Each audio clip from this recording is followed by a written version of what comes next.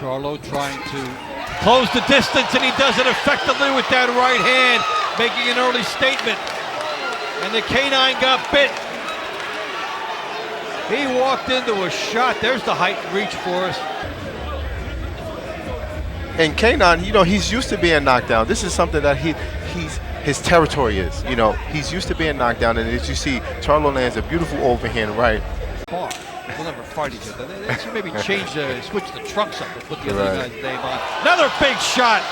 Knockdown number 2. And Bundridge, the water gets deeper. Oh, a jab for a knockdown. Wow. And that's something definitely to be concerned about. You know, you got a guy strong, sharp, and long at that, such as Charlo. You know, you got 160 pounds. Ooh. Good left hook, and Bundridge in trouble, and Charlo is on the verge of a title. 3 knockdowns. He jumped on that one like a veteran.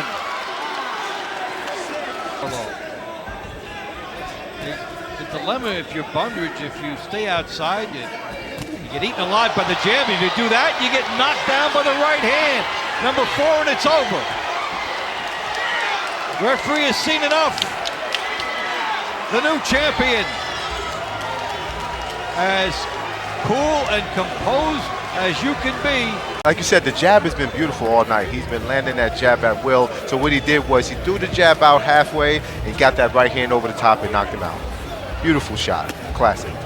The jab was meant as a decoy in that. Game chest, athletic chest, left hook. That was blocked, it looked like by. Oh, and a jab that puts Julian Williams on the canvas. Oh my, he's stunned.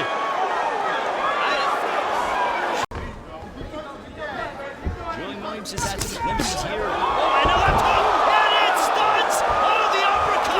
The right uppercut puts Julian Williams on the canvas. Oh my goodness. And let's take a look at the end of the fight. We'll get to everything that happened. It was an uppercut. Julian left himself open, face first. He collapsed on the canvas. Let's take a look at the end of the fight as Wayne Hatchpath waved it off.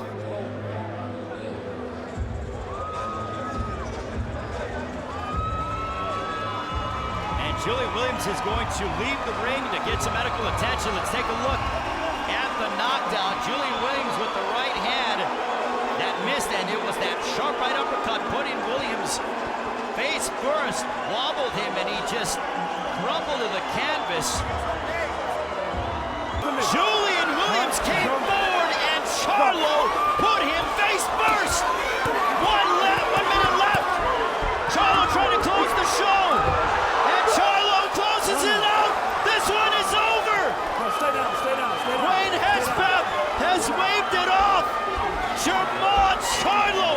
The end of the fight as Charlo really applying the pressure, a right hand on the arms, and Charlo just really pouring it on at this point, believing he could get Julian Williams out of there. Left hook that stunned him, followed by a clubbing right hand, a left hook, and he going to the canvas, and Wayne Hatchpath didn't even need to make a count and waved off the fight. Now we'll set it up to the ring announcer, Jimmy Lennon Jr., to make it official. Well, let's take a look one more time at the end of the fight. The left hook, and Williams left himself open, and Charlo was just hammering him with every opening he saw.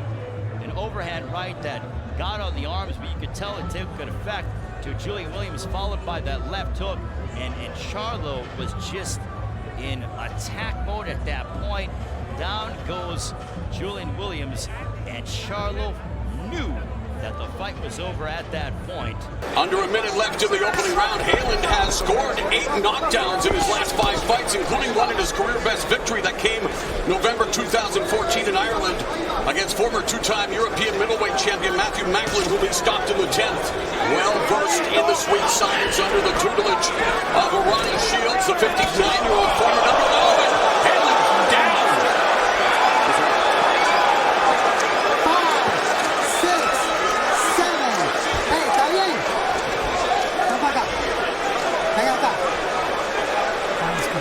Staying in there this full round is astonishing as we look at the punishment that he took. That's the first knock. That was the knockdown. And that came, when that was done, there was a lot of time left in that round. The uppercut by Charlo, which we alluded to at the beginning of this fight, the one that he used to knock out Julian Jackson. And Charlo smelling victory after knocking down Halen for the 6th time in his career.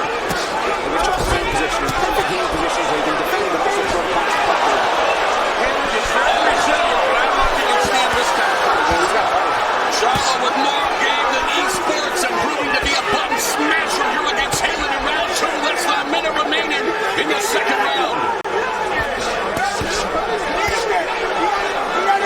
Real hard jab for Charlo. Oh, nails Halen with a right hand. Halen along the ropes, but valiantly trying to stay in this fight. Final 15 seconds of the 2nd round, a round in which Charlo dropped Halen, and Halen still on unsteady legs in the final seconds of the round.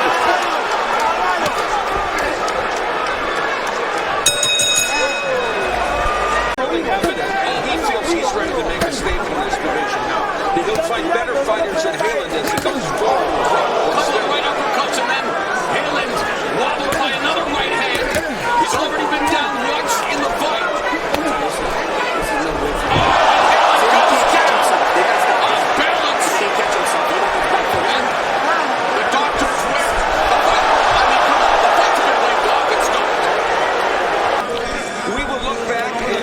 See Charlo put an end to this fight, and he was, as Paulie said, very disciplined in the way he did everything. If he couldn't catch himself on that left foot, watch how he steps over on that left foot. He just goes straight down because he can't get any more weight on the left foot. And that's it. His glove just gave out. And if we see that again, you'll see it. Yeah, and that punch wasn't even. Yeah, that punch wasn't even one of the harder ones that Charlo has thrown. So clearly, that was part of the issue. That along with Charlo's superb technique. And there's the left hand lands. And you're right. When he went to get right there, but as soon as he stepped with that left foot, he went straight down. Because his leg couldn't hold up the weight anymore. And it's an impressive win for Charlo. And no matter what, his performance was excellent. It's a shame, though, for Halen that injury impaired him so much. So Sebastian Halen gets stopped for the first time in his career. And this is 36th professional outing. We have one more look at this to show that the left hook of Charlo was a very effective weapon, and that was a hard punch no matter what. But he landed hundreds, actually. But the balance, the left foot just wouldn't hold him, and there was no reason for this fight to continue at that point, and it didn't. Double jab scores for Charlo. Yeah, when he runs out of room, he's done a good job of smothering Charlo. Charlo's going to have to... Oh, nice right uppercut by Centeno again. Trying to score with another one on the inside before getting backed up by Charlo. Charlo just misses with the right cross.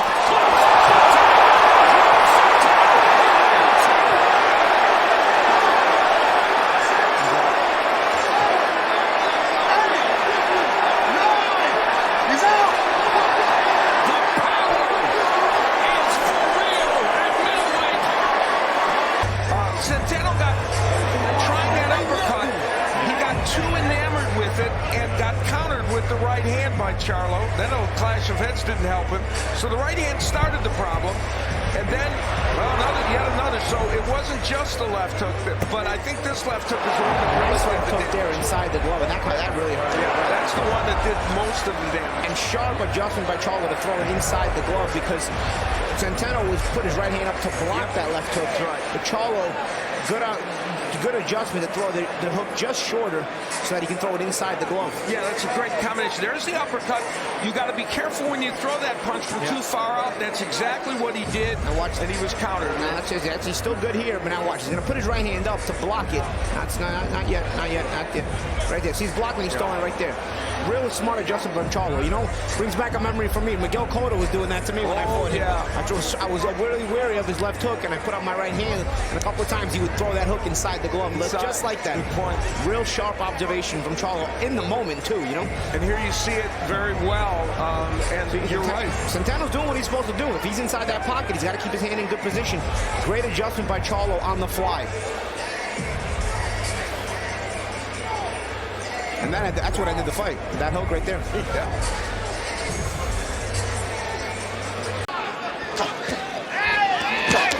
Good body shot by Karabov. And there's a good snapping lead right hand by Charlo. For Karabov in the stamina department. He just got nailed for the second time in this round.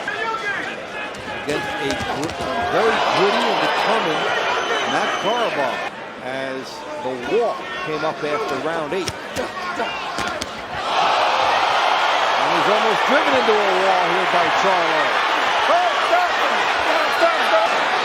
Manifesting itself in bigger ways. As he tees off with a body shot left hook. Referee may have a decision to make.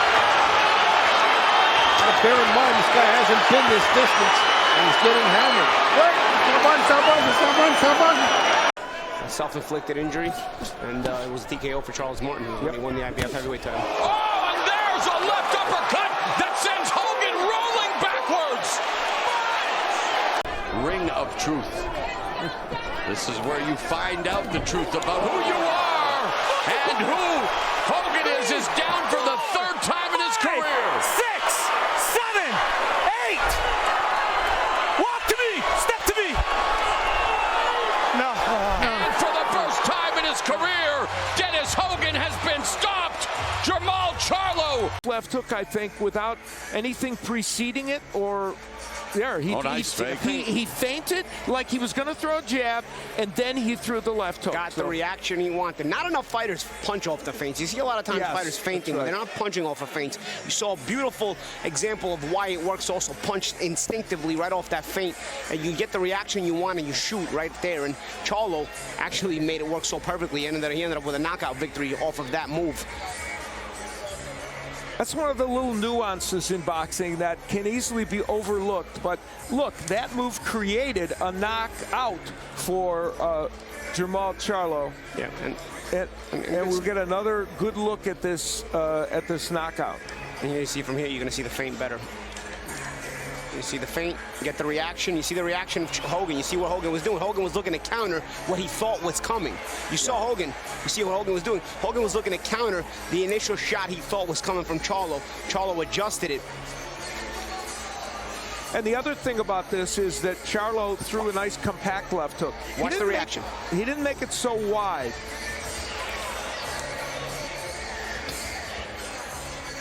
So very impressive by Jermall Charlo. And another important point you made, they had to be short because Hogan's hook was on the way as well. The fruits of his labor, Jermall Charlo enjoys them while they still ripe as he remains 160-pound champion, winding things up for the year in impressive fashion. Literally. And you know, we talk about bad stoppages sometimes by referees, but that's actually got to be given credit as a good stoppage there. Gave Hogan all this time to try to convince him that he was okay. Combination, jab is parried by Derevyanchenko, so tactical start, double jab, an effective start for Jermall Charlo. Good right hand by Derevyanchenko at the end of the round. Let's take a look at the keys to victory. Charlo picking apart Derevyanchenko, may have hurt him there. Derevyanchenko stumbled. And Derevyanchenko may have been saved by the bell. Balboa, watch out.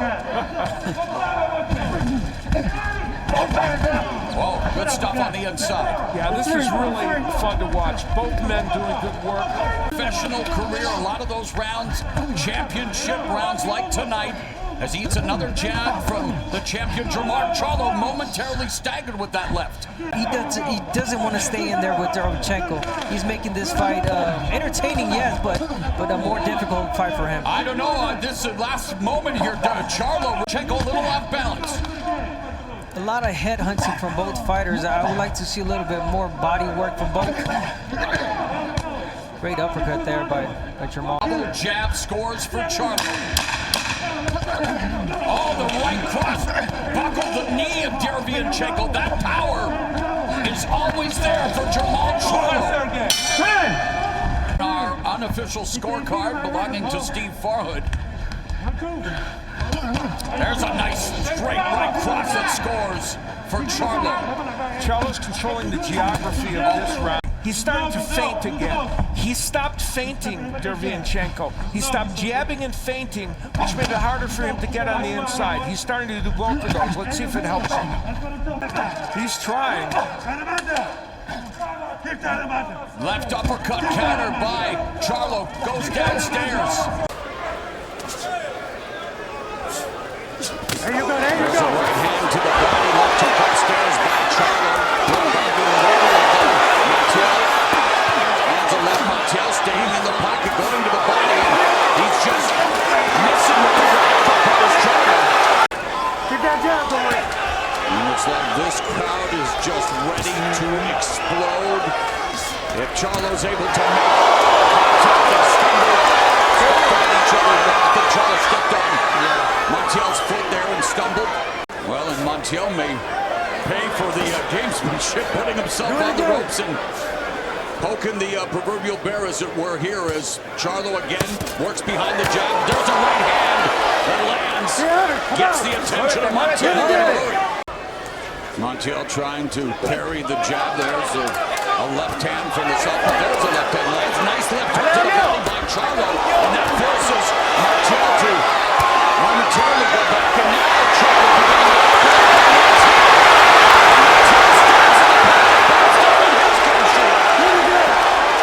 he's throwing with the champion.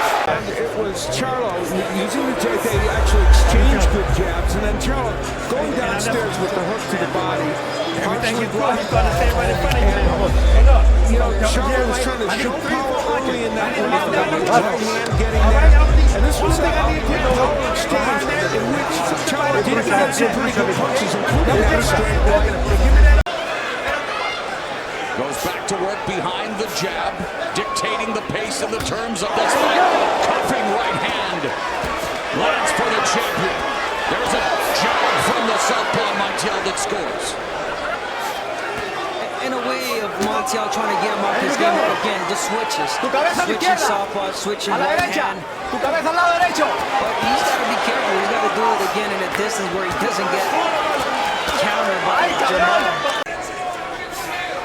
Charlo has not quite yet been able to get that straight right in the way he likes. That was a nice one to the body. But that's the money punch, I think, for him in this fight. Now a right hand through the guard by Charlo, but a counter right lands for Montiel before the left hits the jaw of Montiel. Montiel has been taking some shots from Charlo, but keeps coming forward. The power of Charlo here in round 4. 45 seconds left in the round. Combinations now being put together by Charlo. Lead left uppercut lands for Montiel. And a right. Both go to the body. Round number 5 underway. Charlo going back to the jab. Beautifully placed. Couple of left hooks. One to the liver, one upstairs to the side of Montiel's face. Now, I would like to see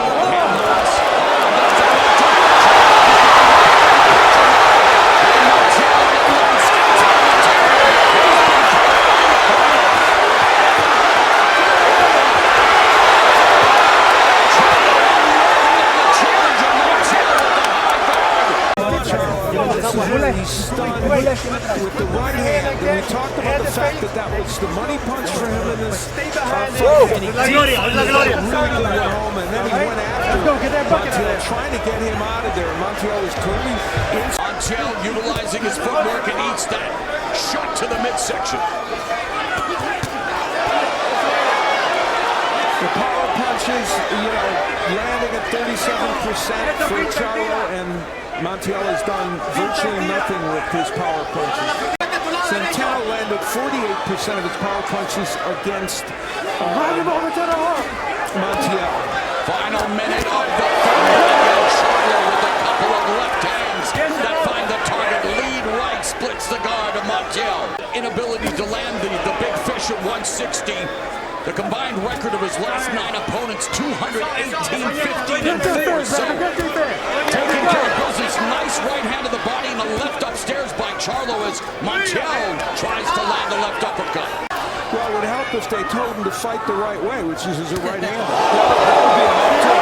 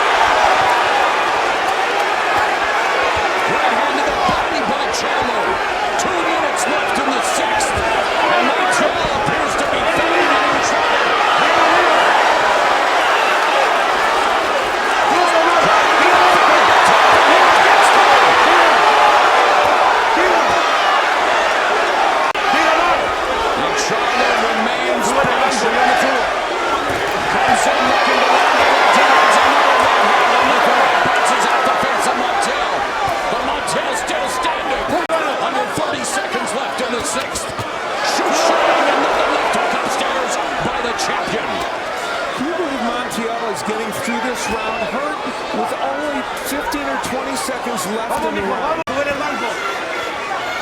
Montiel's on the down.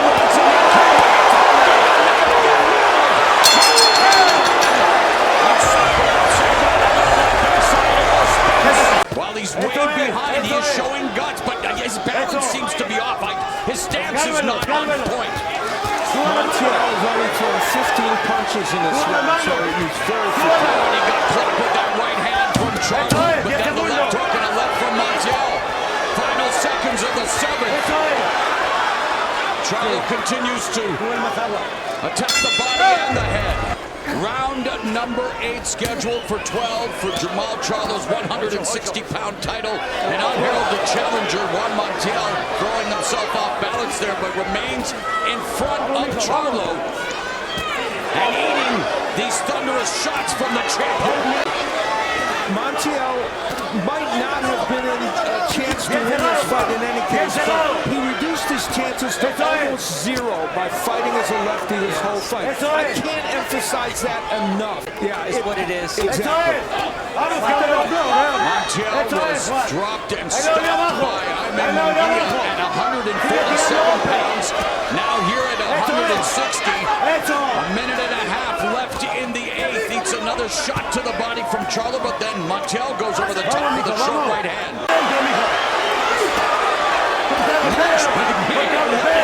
Happening here now. Charlo pulls him with the left.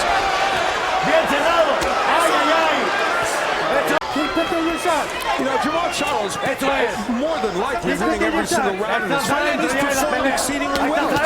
Montiel has just been courageous and has had some good offensive. You know, if he doesn't get the knockout, what's going to be happening on social media and in the court of public opinion? But I agree, this is why they fight the fights out. Charlo looking to reset. Delivers the jab, eats a left hook upstairs, and Montiel. Left hook, exchange shots. 30 seconds left here in the 9th round. Double jab by Charlo. Right hand down the middle, and Montiel just eats it.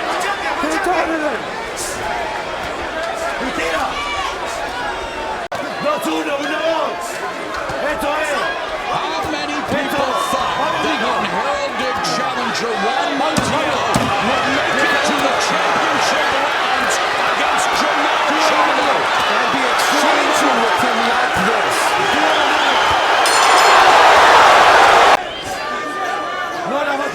There's the deal.